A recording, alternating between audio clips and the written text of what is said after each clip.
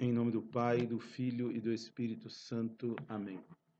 Os caros fiéis, a igreja celebra hoje o segundo domingo depois da Páscoa, conhecido pelo nome de Domingo do Bom Pastor.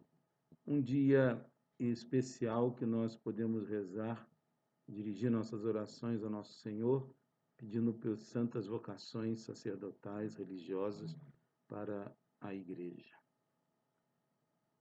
Sobre o túmulo de um cristão do final do século II, de nome Abércio, lê-se esta inscrição: Sou o discípulo de um pastor santo que tem os olhos grandes.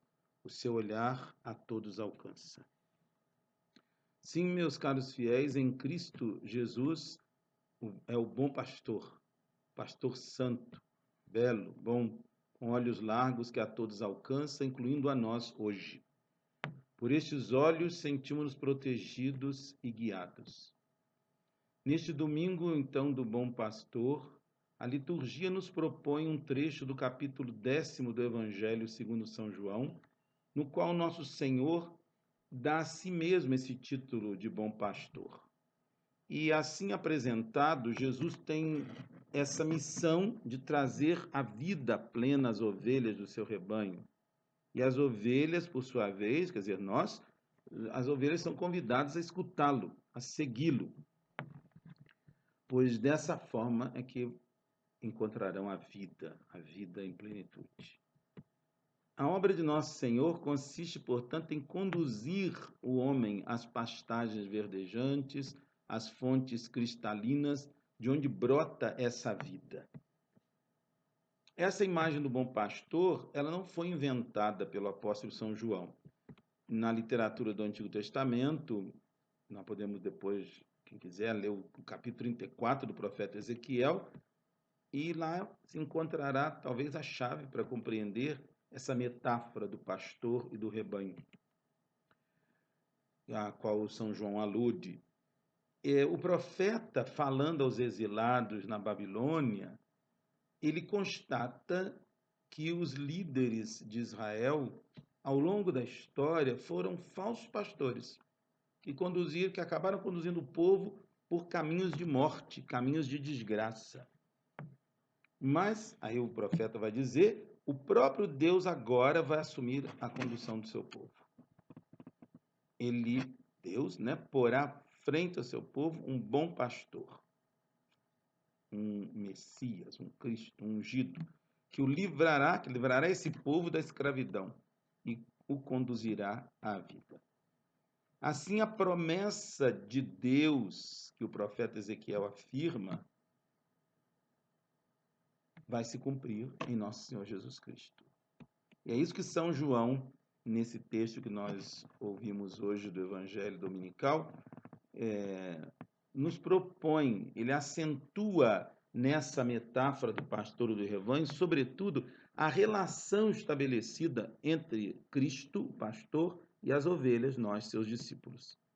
A missão desse pastor, como já falamos, é dar vida às ovelhas, levar as ovelhas para onde elas possam, de verdade, ter um pasto abundante. Ao longo do Evangelho, São João vai descrevendo precisamente a ação de Jesus como essa ação de Jesus pelas suas ovelhas, como uma recriação, como uma revivificação do homem, no sentido de fazer nascer aquele homem novo, o homem dessa vida nova, o homem total, o homem que, seguindo Jesus Cristo, se torna filho de Deus. Esse homem que é capaz de oferecer, como o próprio Jesus, a sua vida por amor. Se aceitamos essa proposta, que Jesus mesmo nos faz, nós não nos perderemos nunca. Nunca seremos ovelha extraviada. Nunca há de perecer, e ninguém as arrebatará da minha mão, diz São João. Pois a vida que Jesus vai nos comunicar vai superar até a morte. E o próprio Jesus ele está disposto a defender as suas ovelhas, os seus, aqueles que são dele, até dando a própria vida por eles, a fim de que nada, nem ninguém, os que estão interessados em perpetuar-se na vida e perpetuar tudo aquilo que gera egoísmo, que gera imoralidade, perversidade, pecado, né? Ninguém poderá nos privar dessa vida que o bom pastor nos dá, nos oferece. E as ovelhas, nós, seus discípulos, por sua vez, temos de escutar a voz do pastor, escutar e seguir. Isso significa que fazer parte do rebanho de Jesus é aderir a Jesus, aderir a Ele, aderir à sua igreja, porque a igreja é esse rebanho. E é bonito essa metáfora que fala de escutar as ovelhas que escutam a voz do pastor, não? Na palavra latina obedecer, dentro da palavra obaudire, tem o verbo audire, ouvir, escutar. Porque a escuta nada mais é do que a obediência a essa voz, obediência a essa palavra de nosso Senhor, do nosso bom pastor. Seguir o bom pastor, escutar a voz do pastor, é obedecer ao bom pastor, é fazer parte do seu rebanho, da sua igreja. Na nossa cultura, caros fiéis, cultura urbana, talvez na maioria das pessoas vivam entre nós, né, vivem nas cidades, a imagem do bom pastor, do pastor, né, dizendo melhor, a imagem do pastor pode ser um pouco distante, não ser muito plástica. Uma parábola assim, né, que usa a imagem lá da Palestina, da época de Jesus, talvez em alguns lugares ainda se veja, né? Em alguns lugares da Itália, por exemplo, na Sardenha, se ainda vê esses pequenos pastores, pessoas que estão no campo guiando rebanhos, né, pelas montanhas. Mas na nossa realidade, talvez um vaqueiro, né, fosse mais próximo a nós. Mas, portanto, não diz muito a nossa sensibilidade. Mas eu creio que a ninguém passa despercebido a atualidade do significado dessa metáfora do pastor e do rebanho, né, do pastor e suas ovelhas, quando nós aplicamos essa imagem, essa metáfora, à figura do líder, do presidente, do chefe, do bispo, né, de alguém que dirige. Uma figura que, na maioria das vezes, infelizmente, não evoca doação, não evoca a simplicidade, o serviço, a dedicação total, o amor gratuito, como o bom pastor evoca. Sim, meus caros fiéis, nossos líderes deveriam seguir o exemplo de nosso Senhor Jesus Cristo, para que fossem capazes de dar vida ao seu rebanho, de conduzir os seus rebanhos, como o bom pastor conduz. E para saber, sobretudo, defender as suas ovelhas das garras das feras, essas ovelhas que lhes foram confiadas. Porque todo poder vem de Deus, ainda que seja fruto de uma eleição ou de uma escolha, não pessoal. Mas o poder tem que ser exercido em nome de Deus. E por isso, nas dioceses, paróquias, nas famílias, no mosteiro, para falar só da realidade da igreja, temos pessoas que nos presidem e governam, que receberam essa missão de Cristo e da igreja, apesar dos seus limites e imperfeições. E, infelizmente, muitas vezes constatamos que muitos desses nossos líderes, muitos desses nossos pastores, não estão andando passo a passo com o bom pastor. Por isso, hoje, convém ter presente, nesse domingo do bom pastor, que o nosso único pastor, aquele que somos convidados a escutar e a seguir, sem condições, é Cristo. São Bento fala de modo tão bonito, né? Seguindo o Evangelho, o prólogo da regra, depois vai falar no capítulo 70, todos juntos, guiados por Cristo. É Jesus que nos guia. Por isso, perguntemo-nos hoje se nosso Senhor, Ele é o nosso pastor. De fato, é Jesus o nosso pastor? Ou temos outros pastores que nos arrastam e que são as referências fundamentais à volta da qual nós construímos a nossa vida, a nossa existência? O que é que nos conduz? O que é que condiciona as nossas opções quando nós escolhemos alguma coisa? O que condicionou essa escolha? A voz de um político? A voz do socialmente correto, do politicamente correto, né, como se diz? A voz da opinião pública? A voz da TV que propaga o comodismo, que doutrina os jovens a buscar o prazer e o êxito na fama, no dinheiro? O pastor que te conduz é aquele que te mete medo para que você fique em casa acuado? É aquele que abre os supermercados, mas fecha a nossa igreja, dizendo que está nos protegendo? As ovelhas do rebanho de Jesus têm de escutar a voz do bom pastor, seguir o bom pastor. Isso significa concretamente tornar-se discípulo, aderir a Jesus, a sua igreja, percorrer o mesmo caminho que Jesus percorreu, na entrega total à vontade de Deus. Usque ad finem, até o final, se for preciso. Para que distingamos a voz de Jesus de outros apelos, de outras propostas enganadoras, de cantos de sereia, né, como se diria, que não conduzem à vida plena, que não conduzem a viver na graça de Deus, é preciso, meus irmãos, um permanente diálogo íntimo com o bom pastor, uma vida de oração, de recepção dos sacramentos da confissão e da Eucaristia, onde nosso Senhor Jesus Cristo nos comunica essa vida que Ele, como bom pastor, nos oferece. Somos chamados, portanto, hoje, todos juntos, com uma multidão imensa, inumerável, universal, a estar de pé diante do nosso pastor, estar de pé diante do Cordeiro que foi imolado, mas que está vivo, ressuscitou, aleluia. A estar de pé em sinal de vitória, pois participamos da ressurreição de nosso Senhor, com nossa veste batismal. Temos que aclamar com alegria e louvor nosso Senhor Jesus Cristo, o Cordeiro que tira o pecado do mundo. Sim, meus caríssimos, se queremos passar pela grande tribulação deste mundo, temos que lavar, alvejar, branquear nossas vestes no sangue desse Cordeiro.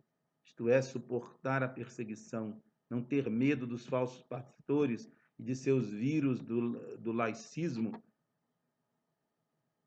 que, se Deus quiser, será varrido pela porta dos fundos da história. Vamos escancarar as portas das nossas igrejas e, mais ainda, as portas do nosso coração, confessando, comungando, rezando. Vamos nos munir do antídoto contra o vírus do modernismo e do individualismo que invadiram nossa sociedade e expulsaram Deus do lugar que ele tem por direito entre as suas criaturas. Como disse um grande monge do século XX, nosso erro ao querer reagir ao mal é o de não discernir o caráter satânico e anticristão de nosso adversário. Nos falta não só uma doutrina, mas uma mística. Lembremos-nos dos cristeiros no México e sintamos vergonha. Qual dos nossos pastores e líderes nos fala de Cristo Rei? Hoje, oferece-se ao nosso olhar um espetáculo aflitivo, um cristianismo moribundo, duvidoso de si mesmo, incapaz de uma afirmação viril de sua própria mensagem, incapaz de gravá-la nos costumes, gravá-las nas artes, nas instituições da sociedade. Um cristianismo resignado a aceitar que suas igrejas sejam fechadas pelos ateus e agnósticos que usurparam a cátedra de Moisés. Como podemos nós, batizados, deixar aos inimigos de Deus os botões de comando da cultura e da civilização? Esse liberalismo mole e preguiçoso é criminoso. Ele assolará até o fim dos tempos. O cardeal Pi repetia frequentemente que é a fraqueza dos bons que faz o sucesso dos maus. É a nossa fraqueza, meus irmãos, que está fazendo com que esses maus imperem na sociedade. Ao fim de 20 séculos de cristianismo, nossa língua não encontra uma palavra para significar o horror que inspira o desaparecimento de Deus nas instituições do mundo moderno. A ONU, OMS e outros congêneres são por si mesmas enormes blasfêmias. Afinal, o que significa o objetivo dessas instituições? Unir os homens. Como unir os homens fora do Pai que os criou, do Filho que os resgatou, do Espírito Santo, o único que pode reuni-los no amor? Que falácia é essa? Que representa os nossos tribunais quando a justiça está privada de toda referência ao juiz supremo? Um grande escritor, poeta, Gustavo Thibon, dizia recordar-se de ter visto em Freiburg, gravado na espada das execuções penais, a seguinte frase: Jesus é que será nosso juiz. Que esplêndida humildade! É assim que uma sociedade eliminava os criminosos, sem a sombra dessa falsa vergonha que assola nossos dias, simplesmente porque essa sociedade antiga acreditava em um além da justiça humana. E que dizer do silêncio sobre Deus nas escolas públicas? Um pobre diabo pagará 10 anos de prisão por um golpe de punhal em uma briga, mas deixa-se viver livremente aqueles que matam a Deus na alma das crianças. Nem falemos das leis sobre a família, que encorajam o infanticídio e desnaturam os fins do matrimônio. Onde estão os nossos bispos? Eles não têm língua para gritar e denunciar a monumental blasfêmia que sobe da terra em ofensa ao Deus Criador? Somente uma clara alegação aos direitos soberanos de nosso Senhor Jesus Cristo, o bom pastor, sobre as almas, seus direitos sobre as almas, sobre os costumes, sobre as instituições. Só isso ainda pode nos salvar. Só sob a condição de respeitar a ordem dessa numeração que fiz, não os costumes, as leis, as instituições. Só isso poderá tornar-se a defesa da luz que Deus, mesmo Criador, suscitou e difundiu entre nós. Somente sob a condição de respeitar isso, pois é do interior que a graça transforma as almas. E depois essas pessoas, as almas iluminadas e purificadas pela graça, traduzem essa vida nova em gestos humanos, ou seja, com os costumes inscritos nas leis, nas instituições. E estas, então, tornam-se, por sua vez, as defesas nossas na sociedade. Charles Péguy estigmatizou certo cristianismo vergonhoso, uma caridade vergonhosa que teria vergonha de si mesma, vergonha de Deus. Um cristianismo e uma cristandade de segunda categoria. Meus irmãos, que nós não estejamos colaborando para que esse cristianismo de segunda categoria, como os inimigos de Deus da igreja querem que nós sejamos. Cada dia que passa neste mundo, nós fazemos essa experiência da dor, da incompreensão, do medo, do sofrimento, do desespero. Com frequência é o pessimismo que nos agarra, que nos limita, que nos escraviza, que nos impede de saborear o dom da vida que Jesus ressuscitado nos deu. Mas também fazemos a experiência da alegria e da esperança. E hoje, neste domingo do Bom Pastor, a liturgia da igreja quer infundir em nossos corações essa esperança. Deixa-nos essa mensagem de esperança e diz-nos que não estamos condenados ao fracasso, mas sim à vida. a liberdade definitiva. Sejamos, portanto, para isso ovelhas e não lobos, como os falsos pastores. Porque o bom pastor não apacenta lobos, ele só apacenta ovelhas. Somos igreja, o rebanho de Deus. Temos um pastor, nosso Senhor Jesus Cristo, que nos conduz a nós. E nós o conhecemos, e ele nos conhece. Sabemos para onde ele nos leva. Sigamos, portanto, atrás dele, nesse caminho do amor, da entrega, do dom da nossa vida. Sigamos em busca dessas fontes de água da vida, em busca dessa comunhão com o nosso Deus, em busca do céu. Vai conosco a Santíssima Virgem Maria, a cheia de graça. Ela caminha atrás de seu filho e à nossa frente. Ela abre caminho com seu amor por nós e nós a seguimos com nosso amor por seu filho, na certeza que ele, olhando a sua mãe, não deixará que nada nos falte. Somos discípulos de um pastor santo, que tem os olhos grandes. O seu olhar a todos alcança. Nos alcança, meus caríssimos fiéis, a nós hoje também aqui. Em nome do Pai, do Filho e do Espírito Santo. Amém.